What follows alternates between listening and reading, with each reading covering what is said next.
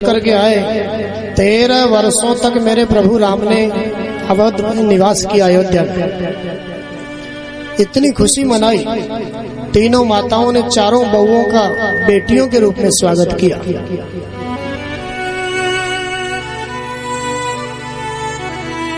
इतनी खुशी मनाई, इतनी खुशी मनाई। कभी कभी क्या होता है, ज्यादा खुशी को भी नजर लग जाती है। हमारे जीवन में ज्यादा खुशी आ जाती है ना, कभी कभी उसको नजर लग जाती है। इस कथा को मैं तो आपके सामने एकदम सरल करके कह रहा हूँ। इस कथा को जितना आपके जीवन से इस कथा का संबंध है, सबके समझ में आने वाली कथा है। कोई नहीं कह सकता कि ये कथा हमारे समझ में नहीं आ रही। एकदम सरल हमारे जीवन की कथा। 13 वर्षों तक निवास किया। अवधवासियों ने ज्यादा खुशी मनाई, उनकी खुशी को नजर लग गई। देवताओं ने सरस्वती से प्रार्थना करी, मंथरा की बुद्धि को फेर दिया। आप सब कथाओं को जानते हो। कैकेयी ने अपने पुराने 2 वरदान मांगे, राम जी को 14 वर्ष का वनवास और भरत को राज। राम जी को स्वयं बन जाना था, इसलिए भरत को आने ही नहीं दिए। पहला वचन पूरा ही नहीं हुआ और दूसरा वचन राम जी ने पहले ही पूरा कर दिया, क्योंकि राम जी जानते थे अगर भरत राजा बन गया, पहला वचन पूरा हो गया, तो दूसरा कभी होने वाला ही नहीं है। भरत राजा बन गया और राजा बनते ही भरत तो एक ही बात कहेगा, इस अवध का अब मैं राजा हूँ। राजा होने के नाते ये मेरा अधिकार है, मैं दूसरे वचन को खारिज करता हूँ, रद्द करता हूँ। इसलिए राम जी ने जल्दी करी, क्योंकि भरत आ जाएंगे तो मैं कभी जंगल नहीं जा पाऊंगा। और वन में तो वो सबरी मेरी बाट देख रही है ना, रास्ता बुहार रही है। वो संत महात्मा तप कर रहे हैं, मुझे बुला रहे हैं। धरती को मुझे राक्षसों से विहीन भी करना है। लखनलाल और सीता जी के साथ निकले। अवधवासियों को बड़ा दुख हुआ। सुमंत्र जी तमसा नदी के किनारे तक छोड़ करके आए। अवधवासियों को भी सोता छोड़ दिया वहां पर। दशरथ जी महाराज का प्राणांत हो गया। भरत आए, संस्कार किए और फिर आगे निषाद राजगुह से भेंट हुई। केवट से मेरे प्रभु गंगा पार उतरे। ये सारी की सारी कथाएं भाव की कथा है, लेकिन भागवत में तो रामचरित्र 1-1.5 अध्याय में बहुत संक्षिप्त है। आगे फिर भरद्वाज ऋषि के यहाँ गए, अत्रि मुनि के यहाँ गए, चित्रकूट में निवास किया मेरे प्रभु ने। भरत जी मनाने के लिए आए, लेकिन अपनी चरण पादुका आशीर्वाद के रूप में दे दी, लेकिन राम जी लौट करके नहीं गए। कुछ दिन चित्रकूट विराजे। भरद्वाज अत्रि ऋषि से पूछा तो पंचवटी बताई रहने की जगह। वहां पहुंचे, पर्णकुटी बनाई। लखनलाल ने वहां रहने ही लगे थे। थोड़ा ही समय हुआ था कि मौसी जी आ गई वहां पर, जिसका नाम शूर्पणखा, रावण के बहनी। सुंदर माया का श्रृंगार करके आई और राम जी के स्वरूप पर मोहित हो गई। कहने लगी, मैं आपसे विवाह करना चाहती हूँ। राम जी ने पूछा, देवी कौन हो? शूर्पणखा कहती है, अजी कौन हो, इससे आपको क्या लेना देना? मैं तो अपना वर ढूंढने के लिए निकली हूँ, अपना पति ढूंढने के लिए निकली हूँ। राम जी वैसे तो मर्यादा में रहते हैं, मर्यादा पुरुषोत्तम है, लेकिन मनोविनोद कभी कभी बड़ा मीठा करते हैं। शूर्पणखा से कहते हैं, देवी ये वर ढूंढने का काम तो माता पिता का होता है, तुमने अपने हाथ में कैसे ले लिया ये? शूर्पणखा कहती है, माता पिता ने बहुत दूल्हे ढूंढे मेरे लिए, लेकिन मुझे कोई पसंद ही नहीं आया आज तक। अच्छा, आपको कोई पसंद नहीं आया अब तक? शूर्पणखा कहती है, अब तक तो नहीं आया था, लेकिन अब आ गया। कह दिया तुम सम पुरुष नमो सम नारी, यह संजोग विधि रचा विचारी। राम जी ने कहा देवी वो तो सारी बातें ठीक है, लेकिन मेरा तो विवाह हो चुका है, ये बगल में मेरी पत्नी है सीता, अब मैं तुमसे कैसे विवाह कर सकता हूँ। हाँ एक बात है, जाओ वो छोटे भाई है मेरे पेड़ के नीचे बैठे, उनके पास जाओ। माया का सुंदर रूप बना करके आई, वैसे तो राक्षसी है लेकिन माया से सुंदर बन करके आई। लखनलाल के पास में जाकर के कहने लगी, ओ गोरे गोरे राजकुमार, वो काले काले राम जी मुझसे विवाह करना चाहते थे, लेकिन मैंने तो मना कर दिया उनको। जब गोरा तैयार है तो मैं काले से विवाह क्यों करूं? लखनलाल ने कहा देवी वो तो बात ठीक है, लेकिन मैं तो विवाह नहीं कर सकता। अगर मेरे से विवाह करोगी तो आपको कुछ मिलेगा नहीं, झाड़ू लगाना पड़ेगा, झाड़ू। मैं तो उनके चरणों का सेवक हूं ना। आप उन्हीं के पास में जाओ। आप नहीं जानती वो कौन है? अयोध्या के महाराज है। महाराज महाराज कहने का मतलब हमारे पिताजी के 3 थी, तो क्या उनके 2 भी नहीं हो सकती क्या? आप जाओ उन्हीं के पास जाओ। बड़ी विषम परिस्थिति है। राम जी लखनलाल के पास, लखनलाल राम जी के पास भेजते हैं। शूर्पणखा ने सोचा सारी समस्या की जड़ ये सीता है, इसका नाश्ता कर लेती हूँ पहले। हाँ जब ये नहीं रहेगी ना तब इनको जरूरत पड़ेगी मेरी। सीता जी को खाने के लिए दौड़ी, भगवान ने इशारा किया, लखनलाल ने अपने बाण से उसका नाक और कान दोनों काटा। सुखदेव भगवान कहते हैं परीक्षित से राजन नाक और कान क्यों काटा? बड़ा सुंदर भाव संतों का। हे परीक्षित, नाक इसलिए काटा, मार भी सकते थे लेकिन नाक कान काट के छोड़ दिया। नाक इसलिए काटा, नाक को संस्कृत में कहते हैं स्वर्ग। स्वर्ग को संस्कृत में नाक कहते हैं, नाक। भगवान के सामने जो कपट करता है, माया का जो जाल फैलाता है, प्रपंच करता है, ठाकुर जी के सामने है, वह स्वर्ग जाने का अधिकारी नहीं है, इसलिए नाक काट दिया। भगवान से जो माया करता है, भगवान के सामने भी जो कपट करता है, पाखंड करता है। कान माने श्रुति और श्रुति माने वेद। जो भगवान से कपट करता है वो वेद का अधिकारी नहीं है, इसलिए कान काट दिया। इस कथा से यही समझो, दुनिया में भले कितना ही प्रपंच करो, कपट करो, पाखंड करो, लेकिन जब ठाकुर जी के सामने आओ ना तो वहाँ किसी प्रकार की माया आपके जीवन में नहीं रहनी चाहिए। आप जैसे हो वैसे के वैसे ही ठाकुर जी के सामने आ जाओ, समर्पित हो जाओ।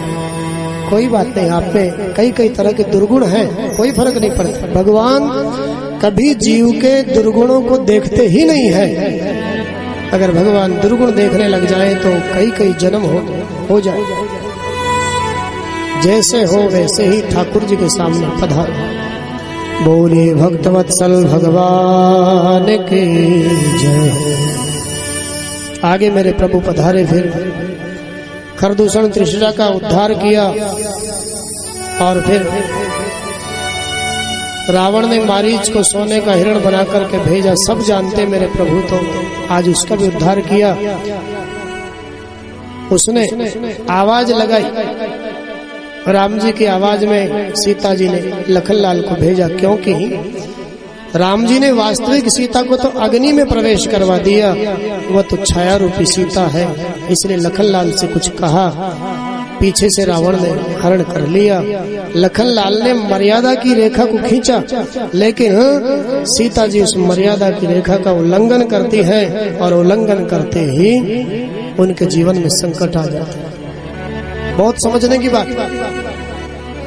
नारी जाति के लिए हमारे शास्त्र संतों ने बहुत बहुत मर्यादाएं बनाई हैं, बहुत बहुत मर्यादा की रेखाएं हैं उसके लिए। नारी जाति को हर समय संरक्षण में रहना चाहिए, तभी उसका जीवन सुरक्षित है।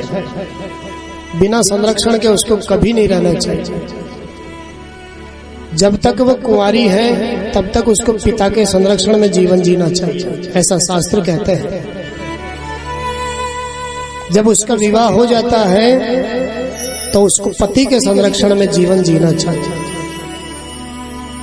और जब पति नहीं रहे जीवन में कदाचित, तो फिर अंतिम समय में बुढ़ापे में बेटे के संरक्षण में उसको जीवन जीना चाहिए। नारी के लिए कुछ मर्यादाएं बनाई है। जब तक नारी उन मर्यादाओं में रहती है तब तक उसका जीवन सुरक्षित रहता है, कोई खतरा नहीं है। लेकिन मर्यादाओं का उल्लंघन जब वो करती है तो फिर उसके जीवन में संकट ही संकट आ सकता है। इस बात का ध्यान हमको जरूर रखना चाहिए। बोलिए भक्तवत्सल भगवान की जय हो। आगे बढ़े मेरे परमात्मा, खोजते खोजते कबंध का उद्धार कर दिया। जटायु जी से पता लगा उनको भी गति प्रदान करी। सबरी माता के आश्रम में आए, सबरी माँ को नवधा भक्ति का उपदेश किया और वहां से फिर पंपासर पे आए, ऋष्यमुख पर्वत पर सुग्रीव से मित्रता हुई। नवधा भक्ति का उपदेश पंपासर पर सबरी माँ को किया। बाट देख रही थी ना वर्षों से। आज कृष्ण जन्म है, 10-5 मिनट ज्यादा हो जाए तो क्षमा कर देना, वैसे कोशिश करेंगे, क्योंकि बीच में कीर्तन भजन भी थोड़ा करना ही पड़ता है, बहुत देर से बैठे रहते हो। सबरी माता को नवधा भक्ति का उपदेश किया। एक एक भक्ति के साथ एक एक शर्त मेरे परमात्मा ने लगाया। मंत्र जाप मम दृढ़ विश्वास, जैसे 5वीं भक्ति मंत्र जाप, मेरे नाम का मंत्र जाप करो, लेकिन उसके साथ शर्त लगाई दृढ़ विश्वास। केवल विश्वास के साथ नहीं, दृढ़ विश्वास के साथ मेरे नाम को गाओ, जैसे सबरी माता ने गाया। बाट देख रही है सबरी माता, भक्तों ने गाया, आनंद कर दिया उस सबरी के जीवन में मेरे परमात्मा। सुग्रीव को मित्र बना लिया। बाली के जीवन में जो अहंकार है, उस अहंकार का उद्धार मेरे परमात्मा ने कर दिया। तारा को उपदेश दे दिया, अंगद को शरण में ले लिया, और फिर हनुमान जी महाराज के माध्यम से 100 योजन का सागर कूद करके लंका में जो अशोक वाटिका में सीता जी है उनकी सुधि को हनुमान जी लेकर के आए, लंका जला करके। और फिर सुग्रीव महाराज के नेतृत्व में बड़ी भारी सेना, वानरी सेना लंका पर चढ़ाई करी। समुद्र पर सेतु का निर्माण, लंका पर चढ़ाई करी।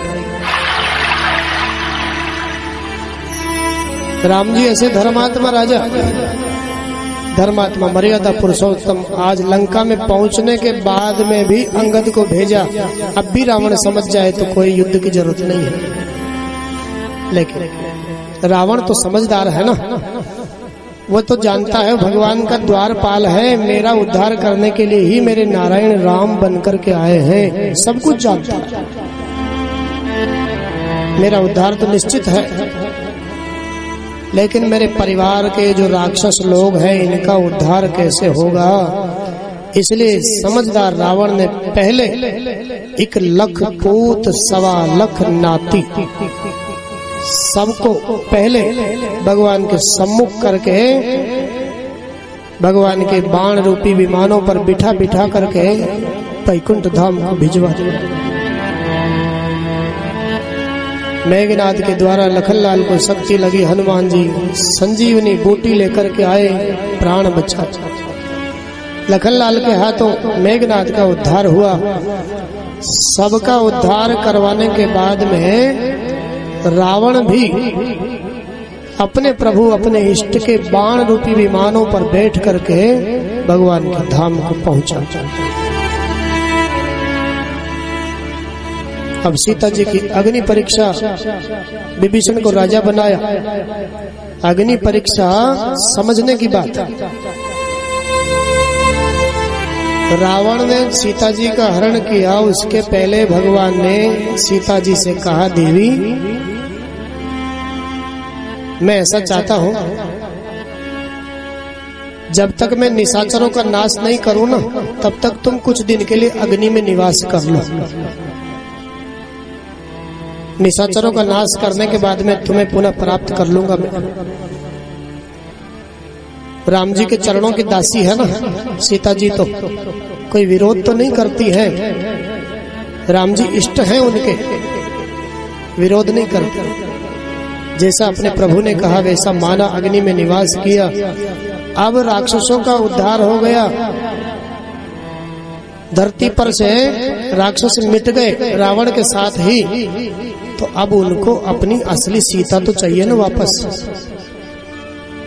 जो लंका में से सीता छाया रूपी आई, उसको अग्निदेव को अग्नि में बिठा दिया, अग्नि को सौंप दिया। और अग्निदेव जो वास्तविक सीता थी, राम जी के चरणों की दासी, उसको लेकर के प्रकट हुए, राम जी को सौंप दिया। राम जी जानते हैं इस बात को और कोई नहीं जानता, केवल राम जी जानते हैं। लक्ष्मण भी नहीं जानते, इसलिए लक्ष्मण क्रोधित हुए। लक्ष्मण जी को इस बात का पता नहीं था कि राम जी ने ऐसा ऐसा ये किया है। अगर लक्ष्मण जी को पता चलने देते ना राम जी, तो लक्ष्मण जी कभी ये होने ही नहीं देते।